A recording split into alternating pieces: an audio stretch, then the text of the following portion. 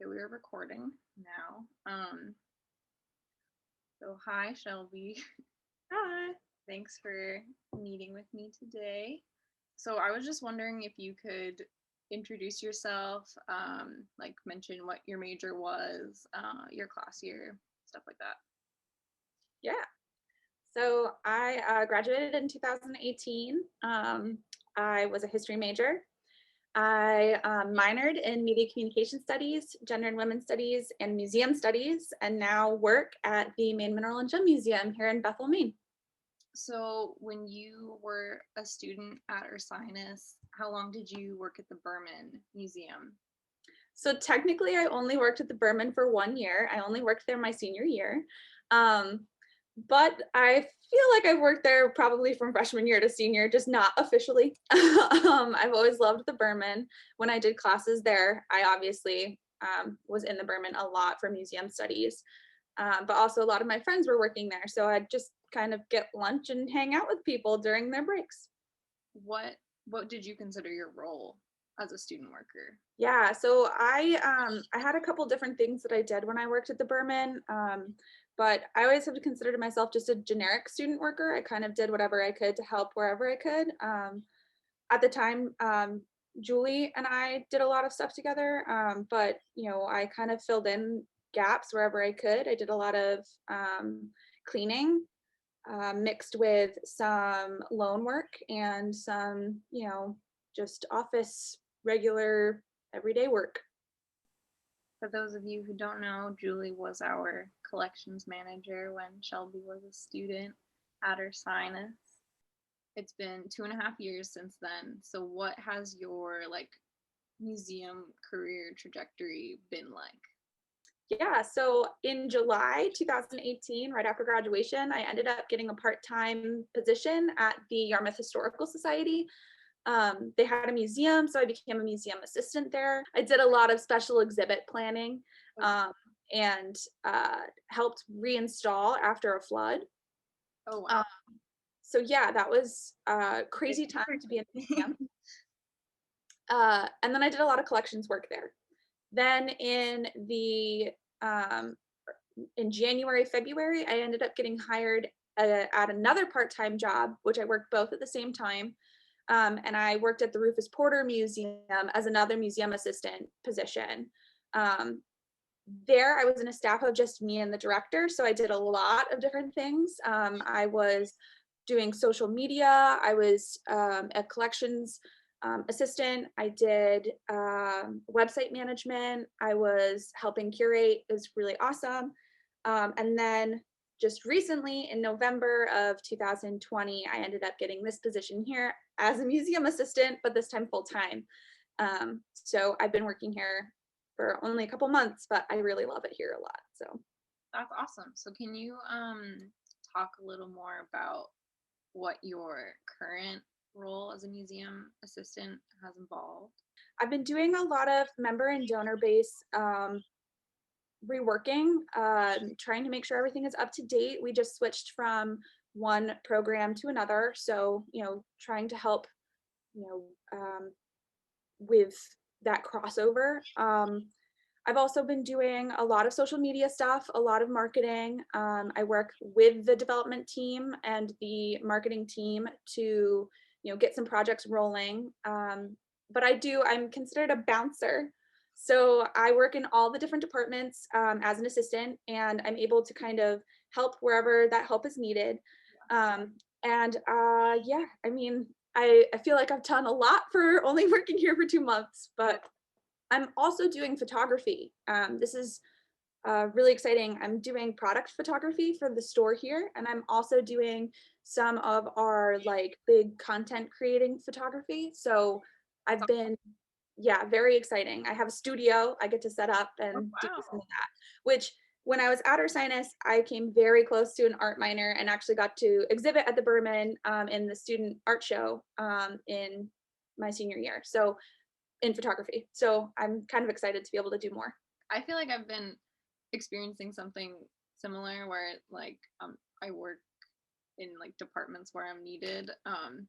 But especially now that we're living through a global pandemic, like a lot of, and I'm sure lots of museum professionals can relate that like a lot of the work that you're doing is like trying to reach a virtual audience now. Yeah. But anyway, I did like video work in college, and now I'm like trying to do video work for the museum. So just kind of interesting how those things come full circle. What is the size of the institution that you're working at right now? Yeah, so right now we have 13 other, I have 13 coworkers, so it's a little bit, it's pretty large compared to my team of 2 that I had before. Yeah. Um, but it is, with, I like to call it a medium-sized organization. It has only existed for 1 year. Oh wow. So it's So really this is new. a very new museum. They've been working on it for multiple years, but it opened in December 2019. So you can imagine the amount of craziness in the first year that they have all experienced. And so I was hired to kind of make 2021 a little bit better, to try to, get ahead of the curve for some things, including digital assets and, making some content that could live on for forever. So what was it like transitioning from working at like very small sized museums or institutions to something bigger? While I was at Ursinus, I had a really good internship at the National Museum of American Jewish History in Philadelphia.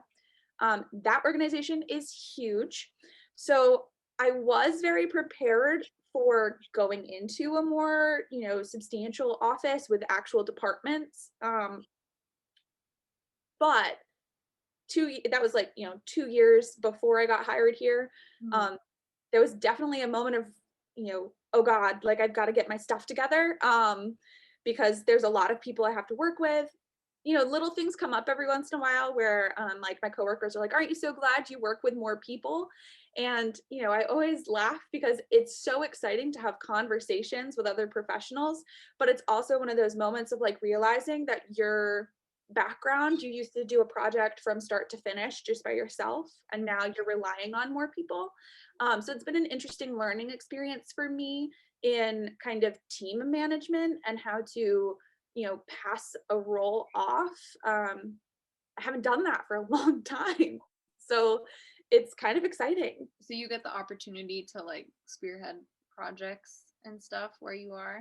Yes. So, I'm still new, so there aren't a ton that I'm spearheading alone, but, I have been working with smaller teams, and then creating kind of policies and procedures to make it so that I am, you know, kind of overseeing a project, not necessarily executing the project, which is a huge first for me. I'm usually in the position of having to execute that. So I'm very excited to be here and have that opportunity to kind of learn how, you delegate certain things. So yeah, I have kind of gotten a hand on some projects. Some I'm hoping to get a hand on soon. But I have definitely been in a different position of kind of giving direction to others rather than just doing the project. One of my favorite parts about working at the Berman is collaborating with other people, especially on exhibitions and stuff. Like that's for me, that's when museum work feels the most good. It's like everyone working together to like work on an exhibition or an Yeah. event.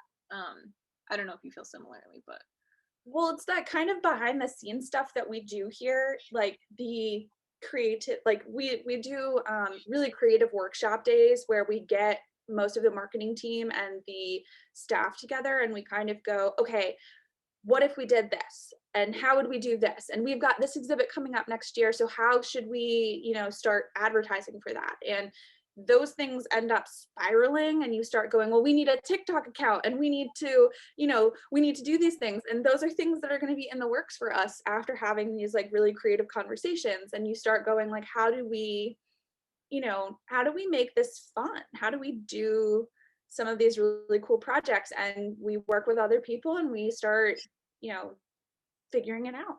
are you guys really gonna make a TikTok account? I'm really hoping to. I've been thinking about that. I'm serious. I'm like, how can I make a Berman TikTok? We should talk about that. I think there needs to be like a huge push for museums and nonprofits to start really engaging with people and creating content that isn't so, you know, Well, social media is taking, well, it's taking a turn. It's not even just like, it's actually very, TikTok has the opportunity to address a larger population and a demographic that Facebook just has never been able to reach before. And, it's much like we went through the MySpace thing. Do you get a MySpace or a Facebook? Most people are leaning towards content that is no longer Facebook. And almost all nonprofits and organizations focus on Facebook demographics. But, we're seeing a huge shift in the amount of people who are willing to donate and contribute and volunteer in the younger demographic, and they're not being reached on that platform. So there has been a really big push for, I've done it in a couple different places for kind of slowing down the role of Facebook in our areas and upping the amount of like creative content on Pinterest and on Instagram and on TikTok. well, I'm glad you're thinking about that because I've also been thinking about it. And I've been looking Yeah. like for other museums, like TikTok pages, and they don't really, it's not really a thing. Like there's a few, No. but like the Museum of So, Illusions or whatever, like they have really good TikTok content because like illusions translate pretty well to a camera. well, and the other thing about TikTok that I think is really neat is it allows you to have more of a personality. Um, that is not so achievable on other platforms. So like I've actually been thinking about the Berman a lot because obviously I worked there and I know that there's a lot of people there. I mean, Ursinus is right there. You've got a lot of potential people who can co-create with you and engage with your content. So there's an opportunity to kind of allow um, you know, user generated content, not just specifically Berman content, which is really cool.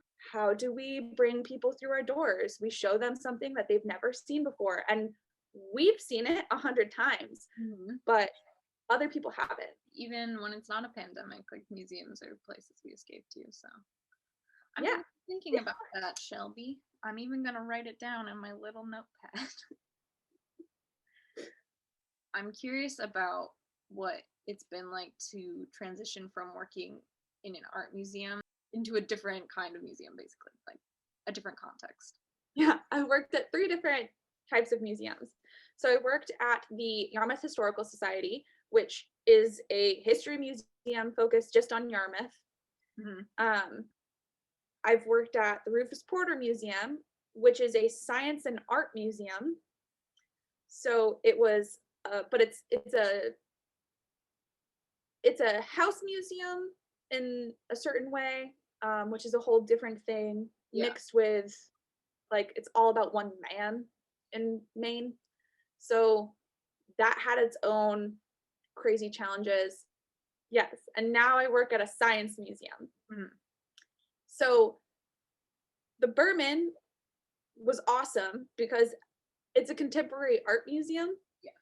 And you're there at the Berman, we've been able to kind of talk about a variety of topics Mm-hmm. through art. Yeah. There's been historical art, the context of gosh, now I can't remember the titles, Teddy. You might have to fill me in if you remember them, but I'm pretty sure we had that 9/11 exhibition, which was the photography. Yeah. What? It was The called aftermath, what it was called? Mm-hmm. That, I mean, it's art, but it's also telling a very historical image, more modern, but that's historical context. We've had, in my time there was also, you know, uh, it was all related to geology. Oh, stratigraphic fiction. Yes. And that actually inspires a lot of the stuff I've been working on up here, trying to tie science into art and create relationships. Those two are really good examples of, different ways that the Berman kind of helped prepare me for different thinking about subject areas and how art is so like an art museum can tell you a lot about all the other museums out there in the world. And vice versa. I mean, like I really want to bring creatives who focus on different subject materials in modern art to places and institutions that don't focus on art. Mm-hmm. Like, there are so many examples of artists who focus on making very specific messages that tie in so well with other things going on in our museum, but it's so hard to find them. I mean, we don't have the resources that art museums have to finding artists and building those relationships. Yeah. But if there's something I want to take away from the Berman, it's the fact that you can just start building those relationships and getting some of that creative juice flowing and start thinking about different ways to think about things. I think there's a lot of opportunity there. Definitely. Well, the I feel like the interdisciplinary model is important. Well, in some ways, like art is challenging for people. So like when you put a different lens on top of it, it's like a way to enter into understanding artwork. But in the reverse, like, sometimes topics like science or geology, what you're working with, can be confusing or challenging as well. So it's like they both sort of work hand in hand to make creative work more accessible. We do have a big focus on lapidary arts here, so jewelry. Oh, okay. And we do work with artists and kind of sell their jewelry in our store, and focus on, you know, the very fine artists that are up here. And I think bridging a gap to make them more of a feature here is another project that we're going to be working on, which is really cool. I think it's a neat experience to kind of start bringing in artists Hmm. to focus on gems and making jewelry, and then kind of expanding that further. Well, I feel like you sort of, like, you've been answering this as we've been talking. I just wanted to like explicitly ask you like how you feel working at the Berman helped like prepare your trajectory for the future. It's always really funny when I talk about my experience at the Berman because, like I've kind of explained, I only really officially worked there for 1 year. Yeah. I feel like I've been a part of that of the Berman my whole time at our science college, and even past that I still feel like I'm very close with the Berman even though I'm very far away physically. And I think what it's prepared me the most for is being so adaptive, to my ability to cross departments. The interdisciplinary approach, being in a smaller art organization and having to do things that huge art organizations do. um, I really learned a lot of skills in creating exhibitions, in collections management, in, you know, donor relations. Like I did a lot at the Berman, even if I wasn't always the one doing it, I was learning how others were doing it. And the workers at the Berman are so close knit. I might not have been doing a project, but I was hearing about, your project or other friends of ours, Danny or Morgan, and I was learning what they were doing, even though I wasn't doing it per se. Yeah. One of my favorite things, this is just a side story, I guess, but one of my favorite things was over the summer when I was doing You Imagine work. The summer student workers at the Berman were all cleaning the sculptures outside. And there was a really fond memory of me just kind of going over and hanging out with everybody cleaning. And at that point, it was like I wasn't really working there, but everyone was like, why aren't you working here? And it was just like that realization moment, like light bulb went off, like, oh, you should apply. Because I don't even think I applied. I just was kind of happy hanging out with everybody. And then I ended up applying. So That's a sweet memory. I miss sculpture cleaning. Oh, I guess my last question for you is where you see yourself in 5 years or in 10 years. Like, do you want to keep working in the museum industry? Are you hoping this will lead to something more? I have got big plans for myself. I do plan on going back to school for grad school at some point in time. I haven't had to. I've gotten some experience now, which is great. But I would actually like to go back to school for art history. Oh, Um, wow. yeah, I have kind of been mulling it over, and I really feel like I gained a lot of experience at the Berman, and it's been one of my favorite places to work. I think because it is so open, and we've talked about the interdisciplinary approaches to contemporary art. And I've also gained, Teddy, I know you know this, but most people don't. I went to Japan recently, and I have fallen in love with Japanese art. And I really want to kind of bridge a gap between the art world in Japan and the art world here in the United States. I think there's a huge division between contemporary artists over there and here, and also historical art. There's not a huge, extensive, you know, methodology or understanding of why we know what we know over here.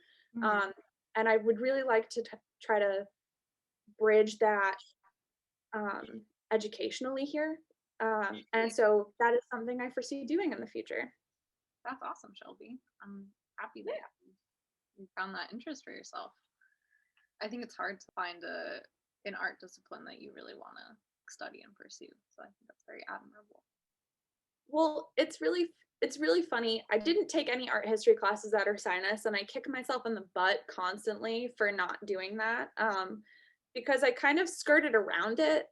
I was museum studies and history, but I wasn't really studying art itself.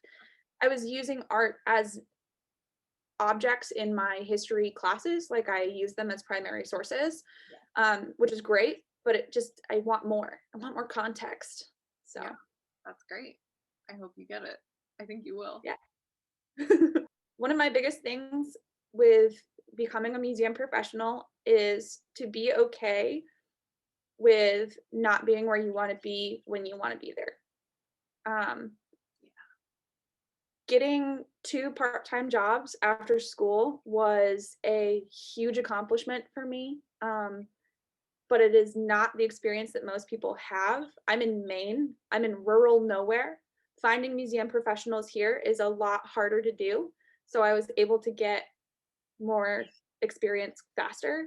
It is so hard, and I know so many people who have been really struggling to find work, especially during a pandemic.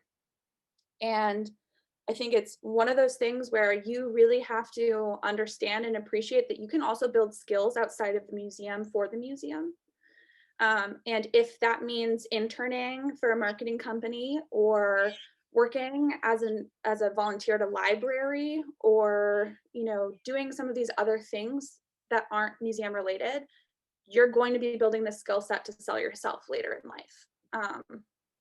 And that could be like 6 months after volunteering, and that could be 6 years after volunteering. And that's a huge challenge for some. And it's unfortunate, but I think my best advice is to try to find your skill set elsewhere and then circle back when you're ready. And I think that a lot of people who work in museums have those like gaps in their resumes.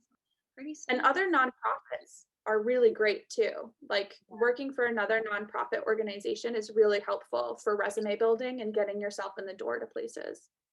Well, a lot of what you do in nonprofits, like grant work and things like, or donor outreach, things like that, like those are all like so essential to museums that people, I don't think they realize it, or people that aren't like invested in what it's like to be a museum professional. So yeah. Yes. Well, and that's the thing. I think it's really important to emphasize the fact that you do not need to be a museum professional to get a museum professional job. You just need to have a skill set that people need. And personal experience is that marketing is a huge deal right now. Nonprofits are all looking for ways to reach new audiences. Donor relations is a huge thing. Figuring out how to become a, key asset in a donor management organization, learning how to build relationships and talk to people and, find people. That's a huge deal. Grant writing, huge deal. If you know how to write a grant, you are golden. Um, but I mean it. Like, I don't know how to do some of that stuff, and I know that there are people hiring. I don't have that yet. So, Well, great. Thank you, Shelby. I no really problem. enjoyed talking with you and hearing about your job.